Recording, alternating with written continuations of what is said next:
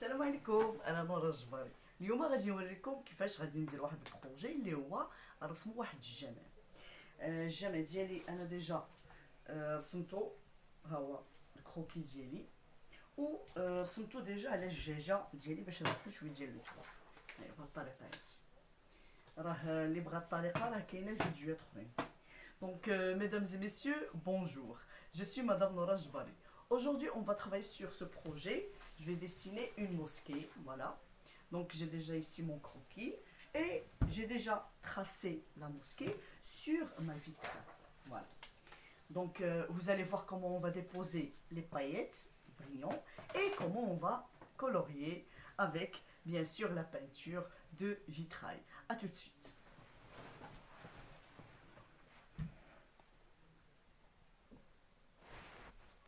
Comme vous voyez ici, j'ai tout le matériel qu'il me faut.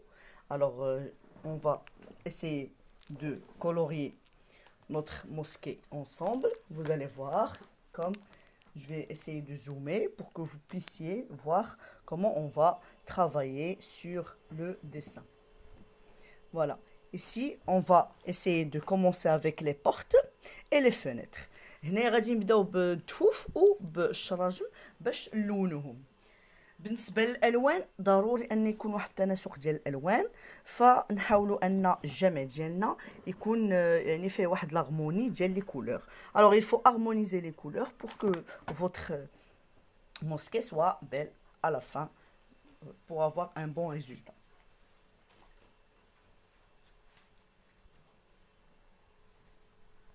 Alors, regardez, on va colorier la porte.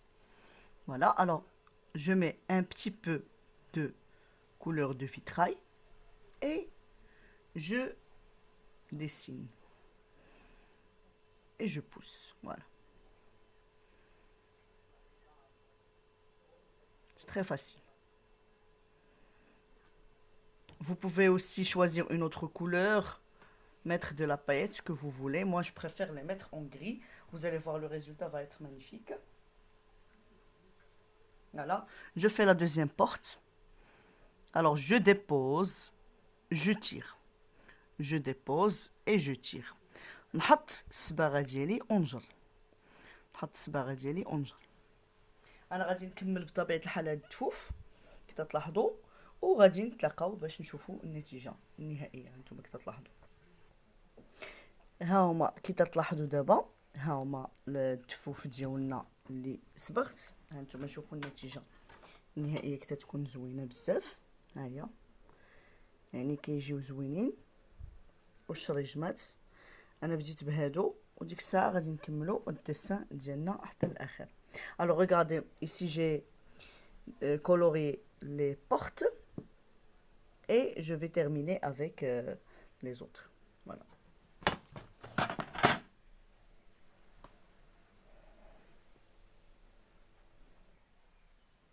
فوالا كي تلاحظوا هنا رسمت القبه ديال هذا الصومعه ديال الجامع والبيبان. هانتوما كي تلاحظوا غادي ندور لكم الجهه الاخرى. كي تلاحظوا ها هي، ها هو الباب والقبه ديال عندنا ديال لا موسكي ديالنا. ها هي كي تلاحظوا. غادي نعاود نرسم داكشي الاخر وغادي نتلاقاو. ها هما كي تلاحظوا هنايا الشراجم راه درت لهم هاد لا كولور لي هي دوغي، و غادي نستمر حتى نكمل كاع لي فونيتر. ها هما تيجي المنظر رائع ديالهم، جميل جدا. غادي نستمر حتى نكملهم كاملين. فوالا هانتوما كي تشوفوا تنكملهم كاملين، وديك الساعه غادي ندوزو للريزولطا النهائي. كي تلاحظوا ها هما جميع الشراجم لونتهم. ملي غادي نقلبوا نصبوا هذا الطابلو ديالنا، ها هو شوف شحال رائع جدا. ها هو اللوينات زوينين بزاف، كيبان المنظر رائع. انا غادي نكملوا دابا الجوانب الاخرى ديال الجامع باش يبان كامل. ها هو كتلاحظوا مع الضوء كيبان احسن. دونك دابا غادي ندوزو التلوين ديال هاد البلايص ديال الجمع مع الدور اللي موراه باش نشوفوا داك ليفي اللي غادي يجينا زوين بزاف. اول حاجه غادي ناخذ هاد الصومون تيجي زوين اللون حمري، حيت حنايا هذا الجمع في مراكش، داك اللون ديال مراكش تيكون رائع جدا. غادي نحاول انني نلون هاد الخلفيه تاع الدور للور اكثر ملاتي. نحاول نزومي عندكم باش تشوفوا معايا. Voilà. Alors regardez, je vais mettre un petit peu de peinture et je vais essayer de peindre ici. Voilà.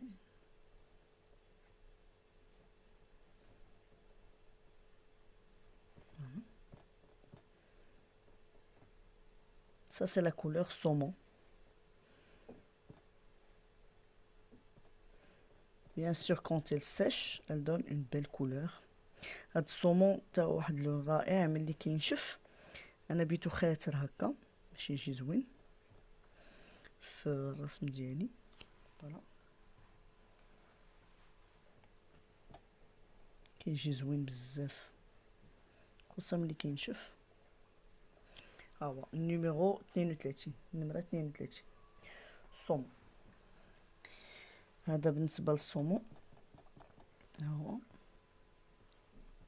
هنا غادي نحاول ندير الوان مختلفه باش يعطيني واحد ليفي ديال الجور كل دار بوحدها. فوالا غنجي لهنايا غادي نحاول انني ندير الدار الاخرى بلون اخر مغاير. انا غادي نكملها بالبلاصه هادي باش ما تبقالياش. فوالا بهذا الشكل. فوالا نحاول ندير الدار الاخرى بلون اخر حتى نكمل كلهما لي بارتي ديال المنازل. غنمشيو بشوي بشوي حتى نكملوا جميع الالوان ونوري لكم النماري حتى هما اللي استعملت.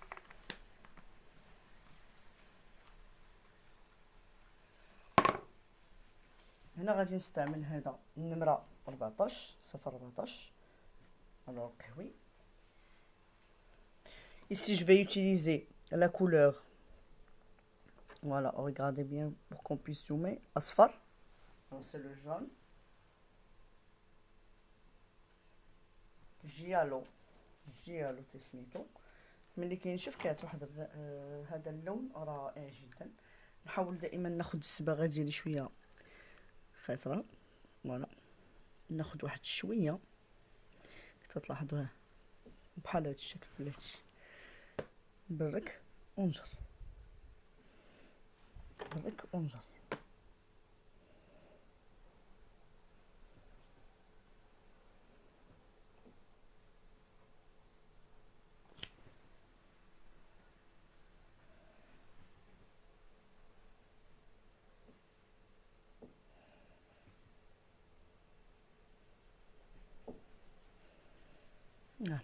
نبرك ونجر نبرك باش تخرج لي الصباغه. فوالا ونجر. نعاود نكمل العمليه ديالي هنا. كتلاحظوا انا هنايا كنت ملصقه الدجاجه ديالي باش نشوف حتى الحدود ديالها في الكادر ديالي بهذه الطريقه. هادشي هاي كتلاحظوا. غادي نجي لهنايا غادي ناخذ هذا الموبل حتى هو غادي نحاول انني ندير ليه نفس اللون. فوالا غادي نحاول ندير ليه نقطه، نحاول ما نديباسيش لي بور. فوالا بالنسبه لهاديك الصباغه الاخرى راه نشفات. فوالا ونجر.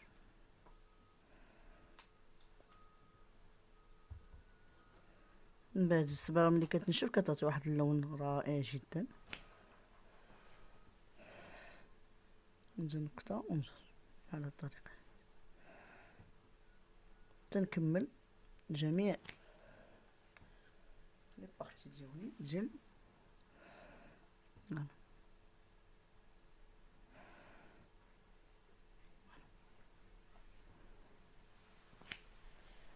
بيعطي واحد المنظر رائع جدا.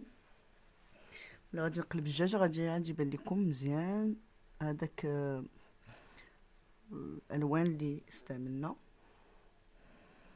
غتبان مزيانه بزاف. لابد اننا نكونوا جينيرو مع الصباغه، نديروا الصباغه مزيان باش تبان لينا في الدجاجه ديالنا.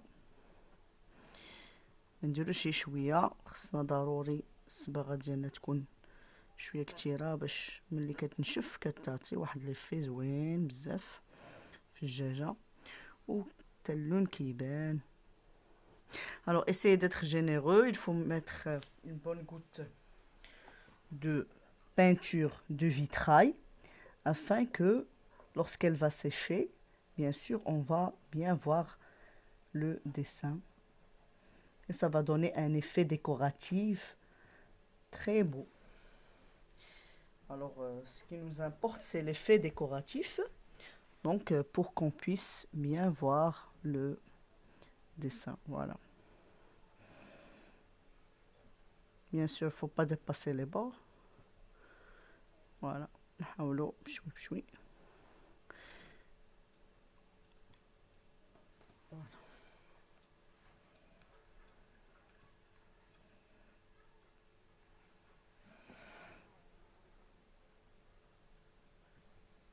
Faut faire doucement, surtout les coins. Faut pas les déborder. Voilà.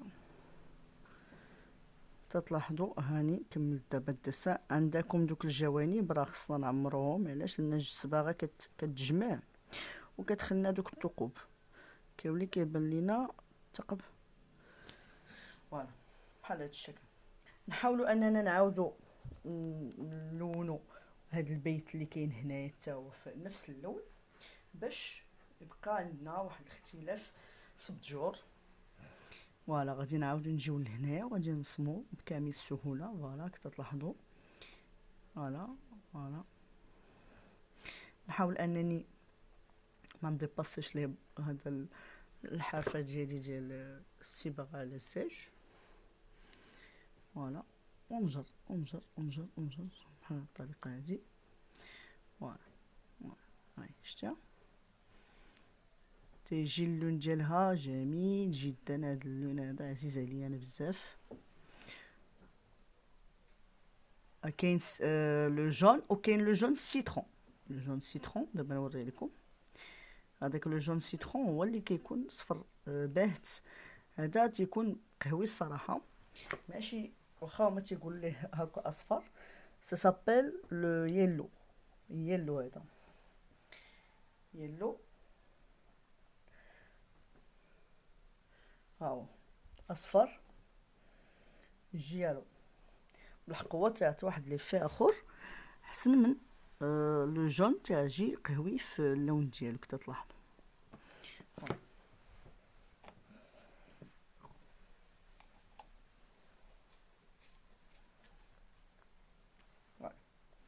هاو هذا اللون هذا كتلاحظوا. نوريكم الاختلاف ديالو مع واحد اللون اخر. هذا دابا اورانج تيتسمى الكليمونتين. كليمونتين النمره 46. الصفر اللي هضرت لكم هو هذا السيترون. السيترون هو الليمون النمره 23. هذا هو اللي قلت لكم تيكون جون باهت، ماشي هذا شويه مغلوق واخا تيقول ليه اصفر. فيك تلاحظوا ما كيعطيش اللون اصفر.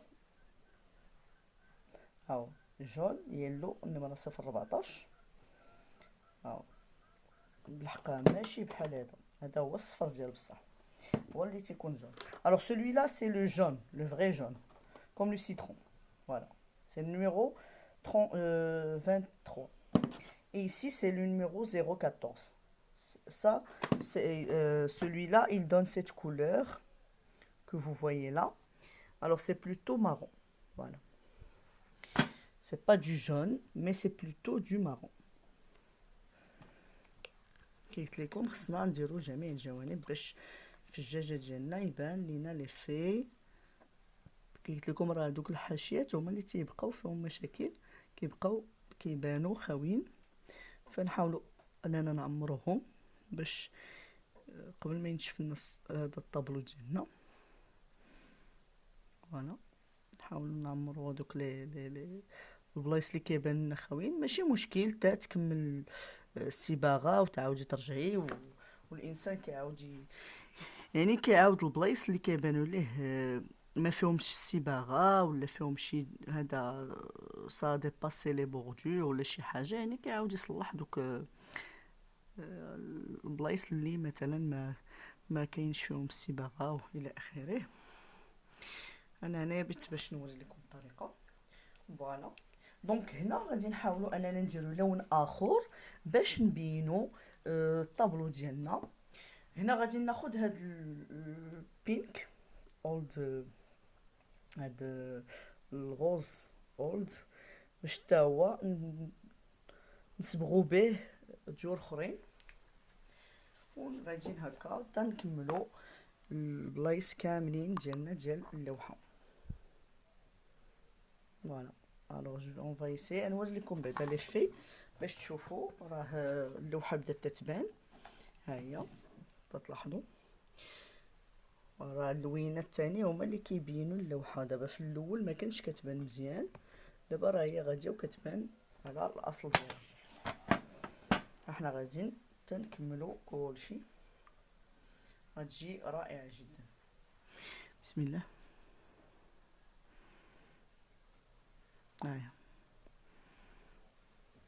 هذا التاوم اللي كينشف كيعطي واحد ليفي زوين بزاف بزاف. انا هنا كنت تلاحظوا دخلت عليه شويه ديال هذاك اصفر باش يعطينا واحد ليفي اخر. علاش؟ باش انا كيعجبني نخلط بعد الصبيغ باش كيكون عندي واحد اللون بحال البريك. هاد اليلو مع هذا غوز ملي كتدخل عليه هذاك اللون كيعطيك بحال واحد اللون ديال البريك، هو اللي بغيت انا. هنايا كنخدموا على العمارات اللي كاينين حدا الجامع، دونك ضروري خصنا باش يكون عندنا عده الوان، خصنا باش ندخلوا الالوان اللي عندنا. كتلاحظوا شو ليفي كيداير زوين بزاف، جا رائع، جا مزيان. ملي غادي ينشف غادي يبان احسن من هكا. دابا حنا غادي نعس الطابلو ديالنا.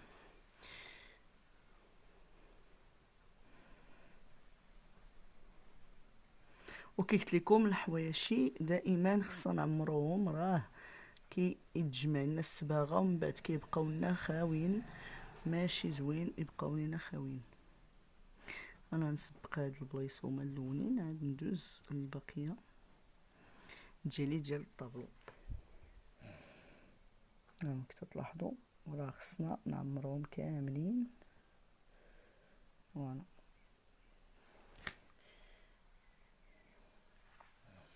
هنا غادي ناخذ الباطوني ديالي وغادي نمسح فقط الا بان لكم شي مشكل ولا شي ديفو. وهنايا غادي نعاود هاد البلاصه هادي، هيا غادي نعاود نجي لهنا وغادي ندير لها بحال هاد الشكل هذا. بديك الساعه ملي غادي ينشف غادي تشوفوا لي في غادي يجي رائع جدا ديال هاد المنازل اللي هي في الخلفيه ديال الجامع ديالنا.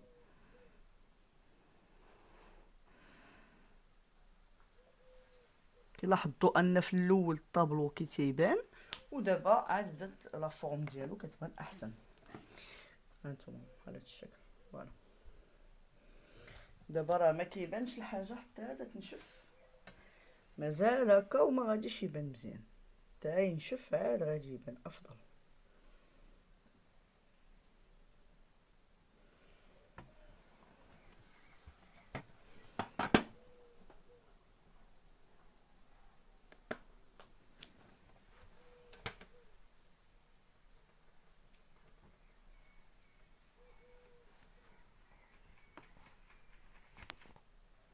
فوالا كي تلاحظوا هنايا ها هو صايبت هنايا كي تلاحظوا هذا الديسان ديالي، ها هو هاتي دير هذا باش نوريكم ليفي. فوالا هنا حاولت انني نكمل دوك العمارات اللي قلنا ديال اللي مورا الجامع، فوالا باش يجي المنظر مختلف، كل لون بوحدو ديال العمارة. فوالا دونك غادي نعاود نكمل ونتلاقاو. Ici je vais mettre un petit peu de paillettes. Alors vous allez voir. هنا بغيت ندير شويه ديال البريون. الوغ هانتوما غادي ندير واحد شويه بهذا الشكل. انا بغيتو يبان زوين هنايا في هاد العمارة باش يبان اللون شويه مختلف مقارنة مع العمارات الاخرين. فوالا حيت حنا الطابلو ديالنا دائما تنهدفوا ان يكون ديكور، يعني ضروري اننا خصنا باش ما دخلنا فيه بريون الوان باهيه باش يكون عندنا منظر جميل اللي عجبنا نشوفوه. نوريكم بهذه الطريقه.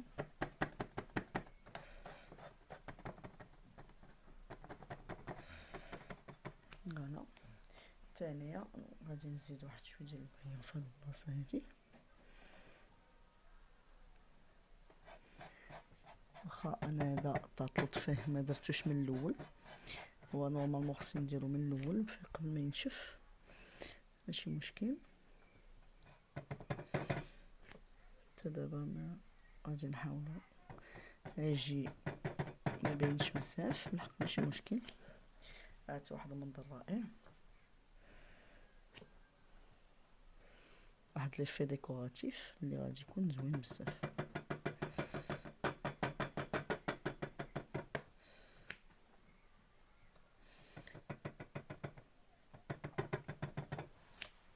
فوالا صباعي كاملين راه تسخو ليا بالبريون ماشي مشكل. نكمل وغادي نمسحو. الوغ ريغاردي فوالا ها هما جاو زوينين بزاف. ها هي هانتوما دابا اللي غادي فوالا ها هو ليفي. دابا ليفي هو هذا كيبان رائع جدا. فوالا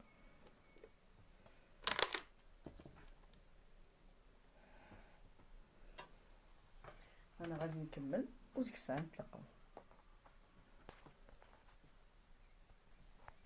حنا هنا غادي نخدم على هاد العماره، غنخدم على لو جون سيترون. لو جون سيترون كي تلاحظوا هنا، وغادي ندخل فيه هذا لي بايات باش تشوفوا معايا كيفاش غادي نشتغلوا على هاد لي بايات. فوالا دونك انا عندي هنا لو جون سيترون كي تلاحظوا النمره 23. ها هي النمره 23 لو جون سيترون. انا عندي لو جون سيترون فوالا غادي نخدموا عليه. فوالا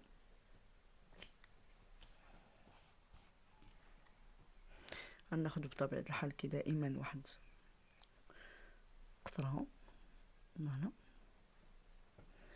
وغادي نحاولوا نيباربيوها على كل هو لي كوتي ديالنا ديال ليموبل. فوالا انا هنا الهدف ديالي هو غادي نبيت انا هاد الصباغه ديال الفيتراي تلصق ليا لي بايت. الوغ mon objectif c'est que la peinture de vitrail puisse me coller les paillettes. فوالا دونك غندير واحد شويه هنايا ماشي بزاف، وغنجي لهنا حتى وكذلك غندير واحد شويه ما عادش كثر. فوالا هي فقط باش تشد ليا البريون ديالي. تلاحظوا حاولت نزومي باش يبان لكم. فوالا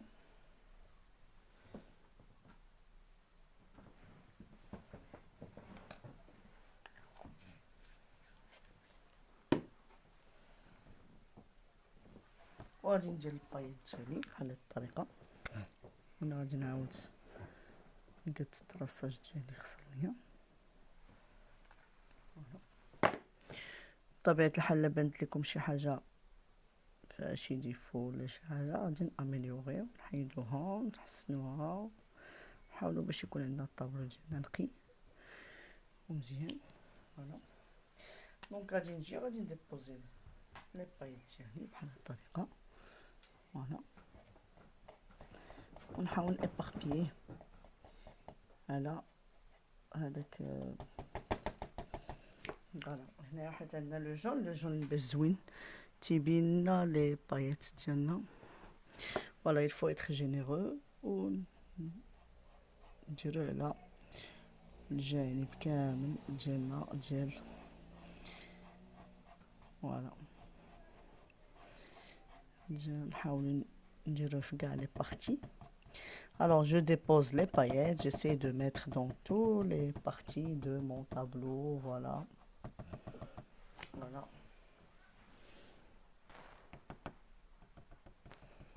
بالطريقة هذه نحاول نزومي لكم باش يبان لكم افضل.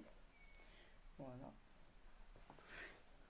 ونحط حتى هنايا وغادي نحاول انني راه خصنا نلصقوه قبل ما ينشف لينا هذا الصباغه ديال الفيتراي. On doit faire rapidement avant la sèche, avant que la peinture de vitrail ne sèche.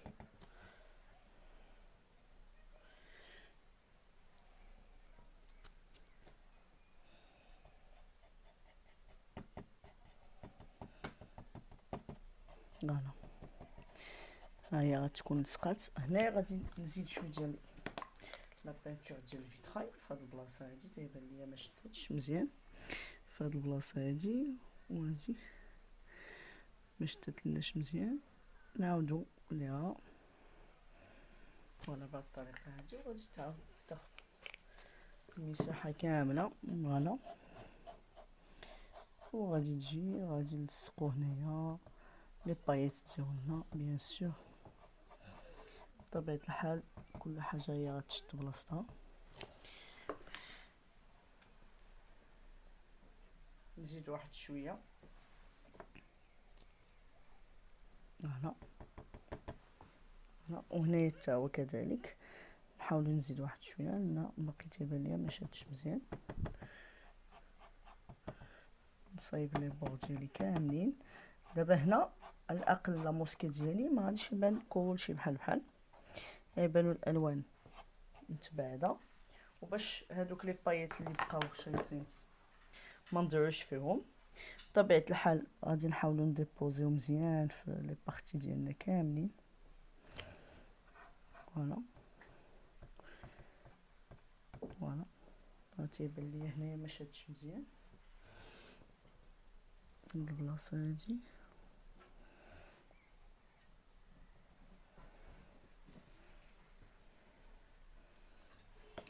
والنتيجه النهائيه ها تلاحظوا بيجي رائع جدا. ها كيجي واحد ليفي زوين. خصير نعاودو هاد لي بايط من الفوق غادي نعاودوهم بالصباغه باش يبان، حيت انا الهدف ديالي هو يبان عندي لي بايط مي عندي واحد اللون اخر اللي غادي ناجوتيه تماك. فوالا ملي دابا لصقت ليا الصباغه ديالتي هذا لي بايط ديالي غادي نعاود الصباغه باش يبان داكشي افضل. دابا عاد غادي نجيب الصباغه ديالي. فوالا غنستي الصباغه اللي قريبه للجون بيان سور بطبيعه الحال وغادي نصبغ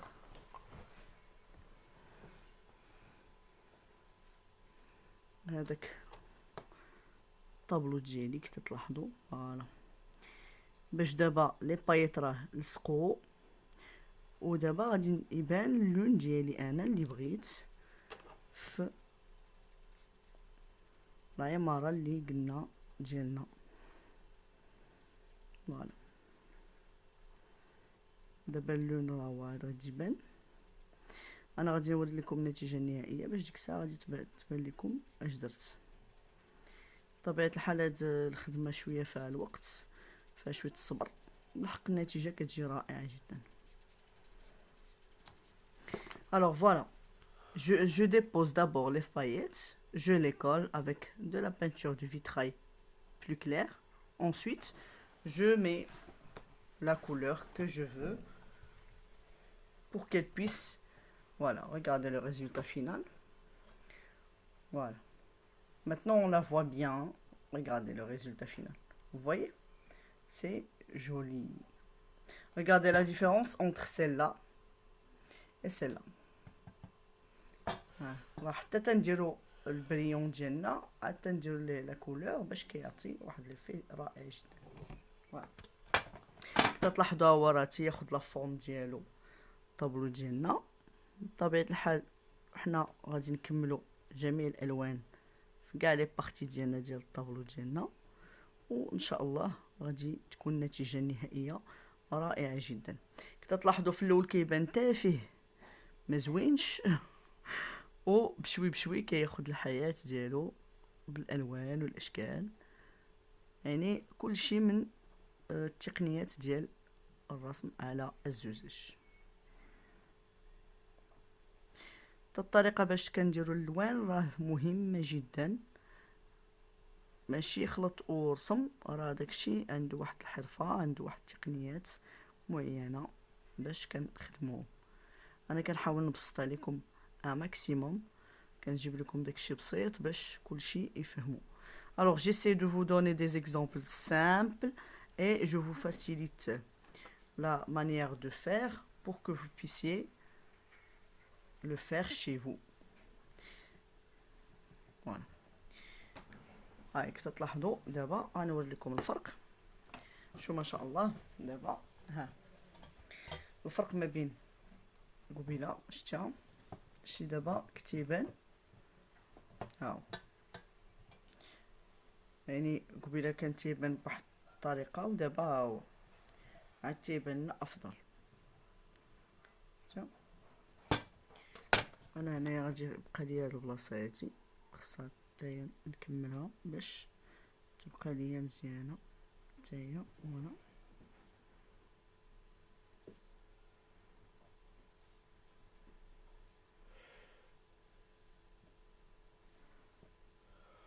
كي قلت لكم الا بانت لكم شي بلاصه ما زويناش، هنا باقي غادي نديرو اللون الازرق، حيت هنا عندنا السماء، فبطبيعه الحال كي قلت لكم دائما نستعملوا عندنا الاوراق ديالنا ديال المسح ديما نمسحو باش يبقى لنا الطابلو دائما مزيان لينا وليفي ديالو زوين. ونستعملوا لي حتى لي هاد لي باطون تيج، هادو تيليقوا بزاف كيعاونوا في المسح، خصوصا الا كانت شي بلاصه رقيقه بحال هاد الطريقه هادي. فوالا كنيطوييو وباش كيبقى لنا الطابلو ديالنا نقي وزوين بهاد الطريقه هادي. وغادي نكملوا بيان سور هاد لي بارتي اللي بقاو لنا هنايا، وغادي ندوزو باش نشوفوا الكماله ديال الطابلو ديالنا. انا هنايا رسمت لونت الصومعه ولونت الجامع كي تلاحظوا. alors ici j'ai peint la mosquée et bien sûr la les environs. Alors il nous reste que le ciel et bien sûr le toit de la mosquée. On va mettre des paillettes. alors هنايا دابا غادي ناخذوا هاد الصباغه الخضراء وغادي نحاولوا اننا نديروها هنايا كي تلاحظوا باش نديروا فيها لي بايات. اول حاجه كي قلت لكم غادي نحاول انني غادي ندير لا كولور جون فوالا باش نلصق هذوك لي بايات. عاد غادي ندوز للمرحله الثانيه اللي غادي ندير فيها اللون. هاك تلاحظوا غادي نديرها باش نلصق هذوك les paillettes. Je vais mettre un petit peu de peinture de vitrail juste pour coller les paillettes. Voilà. Ensuite, je vais mettre la couleur verte pour qu'elle puisse tenir. Voilà. انتما تلاحظوا الجامع ديالي راه كتامل، بقى ليا راه هاد لو سيال وهاد لي بايات اللي غتشوفوه دابا معايا هنايا. بالنسبه للو سيال غادي ندير ليه حتى هو هنايا هكا فوالا باش انني غادي يكون عندي لو سيل بلو. نديرو بالليل. علاش انا درت هنايا لو جون؟ زعما راه الجور شاعل فيهم الضوء، دونك هنا غادي نحاولوا نديرو بلو مغامق باش يبان، ونحاولوا اننا نلصقوا هذوك لي بايت جيدا. بسم الله. فوالا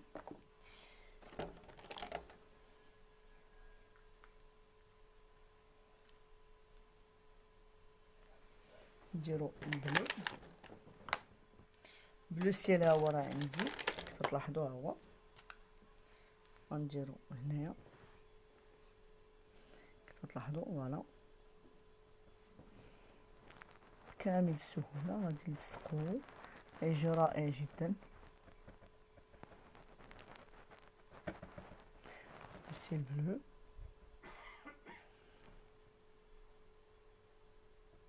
ها هو غادي نحاولوا نديرو في كاع لي كوتي باش انه يبان ليا مزيان. هذوك السماء زرقاء تيجي في المنظر ديالو زوين ملي كينشف. فوالا انا غادي نعاود ندير فوق منه الصباغه زرقاء. غنحاول ناخذ لو بلو ديالي، ناخذ البلو اللي هو غادي يناسبكم، يعني حاولوا انكم تستيو اللي بغيتو. هنايا غادي ندير بلو سيل، اللي بغى يدير مغلوق يدير مغلوق، واللي بغى يدير الصومون يدير الصومون. يعني لكم الاختيار باش ديروا الالوان اللي نتوما تناسبكم واللي نتوما كتبغيو، يعني كل واحد حر انه يدير اللون اللي بغا. فوالا غادي نعاود نلصقو بالبلو سيل تكحاز باش تشوفوا مزيان.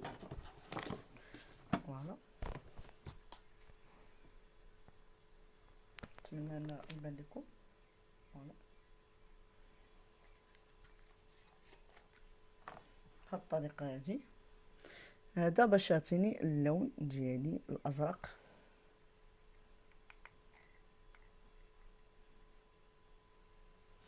فوالا حنا درنا في الاول لي بايات باش يبانوا، ونعاودو نديرو اللون. ها هو يبان دابا مزيان، يبان لي اللون ديالي ازرق مزيان ديال السماء، سماء زرقاء. فوالا يجي مزيان بزاف. بالنسبه لهنا غادي نمشيو هنايا غادي نديرو اللون الاخضر بطبيعه الحال. بالحق تنلصقوا لي بايات كالعاده. هانتوما شوفوا معايا غادي كامل السهوله. هنايا راه واقيلا نشفت الصباغه، غادي نعاود ندير الصباغه ديالي باش ما تكولاش ليا.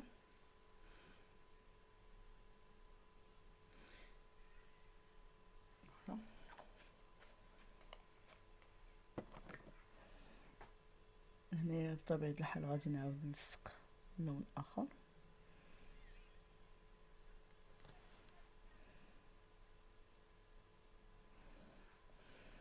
هنايا غادي نقص هذا. هادي كامله القبه اللي تتكون عند السقف ديال الجامع، يعني كامله غادي تعمر باللون الاخضر باش نصيبوا اننا يكون عندنا اللون ديالنا الاخضر. فوالا غادي نديرو دوزاج شويه كتير باش يكون لينا في جميع لي بارتي ديالنا ديال القبه كامل السهوله. غادي نحطوه فوالا بهذه الطريقه هذه. ها هو نخليوه يشرب مزيان صافي. فوالا بهذه الطريقه هذه القبه ديالنا نشدو نديروه في هاد لابارتي هادي حتى هي كتلاحظوا. فوالا علاش انا سبقت هادوك لي بارتي الاخرين باش ينشفوا لينا ما يشدلياش فيهم اللون الاخضر، لي بايت مع لي في ديال البرد كينقزوا. نحاولوا اننا فوالا هادي القبه ديالنا. السقف ديال الجامع تيكون اخضر، يعني حنا هو اللي عندنا العنوان ديالنا ديال هذا البروجي. العنوان ديال البروجي هو جامع، فخصنا هو اللي نتهلاو فيه بزاف باش يجينا زوين.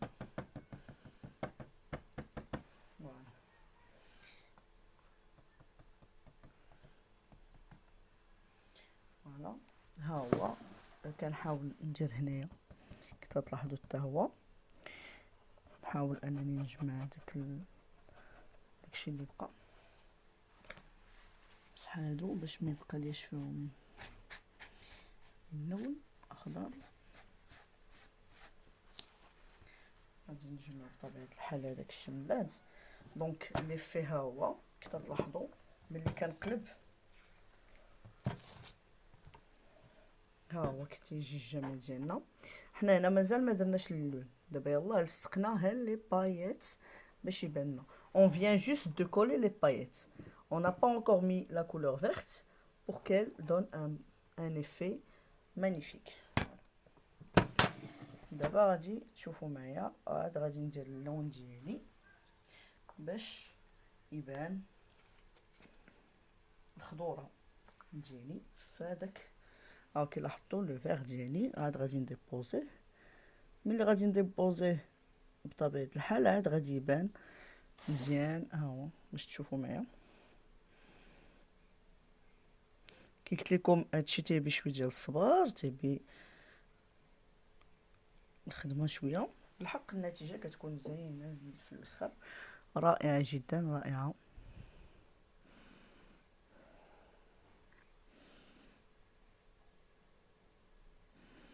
راه خص ديروا بزاف ديال الفيتراي باش يعطي داك ليفي مزيان، تجي اللون طالق فيه مزيان ويبان زوين بزاف.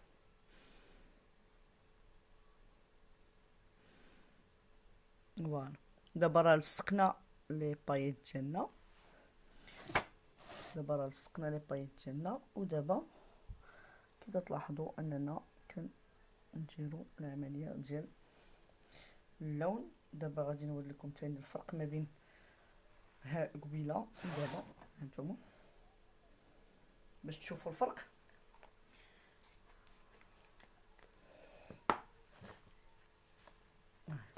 هاني في شتي الفرق ما بين قبيله. نحاول باش نزوميو. هانيا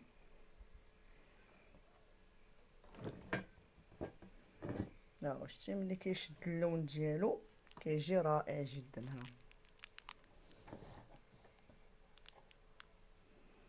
ها هو الطابلو ديالي كيشدو، ها هو بدا خد يعني الرونق ديالو. ها هو باش تشوفوه مزيان. ها هو ها اللوحه هي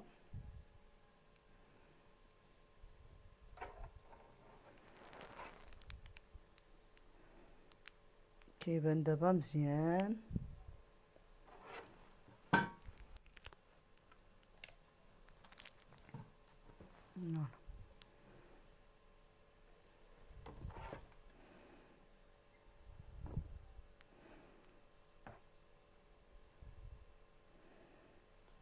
هاد الطابلو ديالنا ها هو النتيجه النهائيه ديال الطابلو ديالنا هو هذا كي تلاحظوا. ها هو جميل جدا. نتمنى ان الحلقه ديال اليوم تكون نالت الاعجاب ديالكم. ها هو الطابلو ديالنا ملي كتعمل راه كي تلاحظوا ان في الاول ما كيتبانش لا فورم مزيان، دابا عاد ولا كيبان مزيان. ها هو بريون زوين. Mesdames et messieurs, j'espère que ma mosquée vous a plu. Voilà.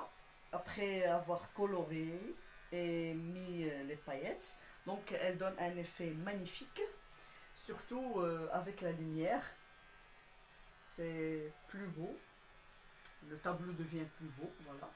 Donc j'espère que l'idée vous a plu.